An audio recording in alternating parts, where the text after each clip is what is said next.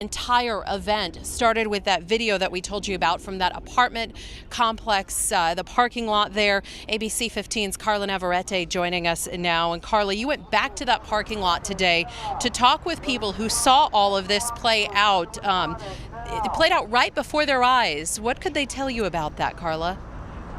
Well, Katie, good evening. I talked to Gary Davis. He is one of the gentlemen who lives at that apartment complex. He lives literally right in front of where this all went down on that May 27th day. And he said what he saw was just very, very sad. The car was right here. Get out the car! When I came out, they had just put the guy in the truck, in the police truck. And that's when the other officer screaming and hollering at this lady. Get out the car! Threatening her. He pulled the gun out and pointed the gun at the lady. On May 27th, Gary Davis was an eyewitness to what millions have seen play out on video.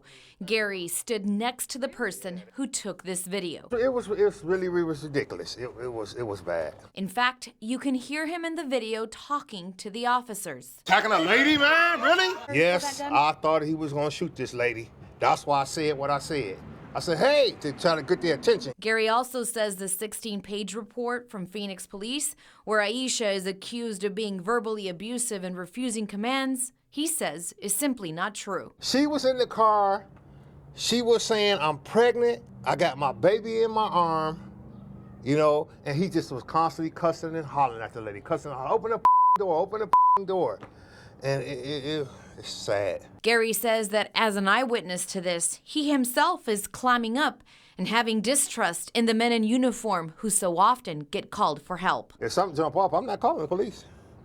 Unless it's extremely, extremely, extremely need to be called. Other than that, no. Yeah, and I can tell you that there are discrepancies between the report and what the family in this case is claiming. And those words from Gary right there, where he said that he does not trust the police department. That is exactly why the chief of police is here today, to listen to the community. I can tell you that people have been coming in all afternoon, and as the day progresses, as we get closer to that 6 o'clock hour, we're seeing more and more members of the community arrive here at Pilgrim Rest Baptist Church. Back to you in the studio.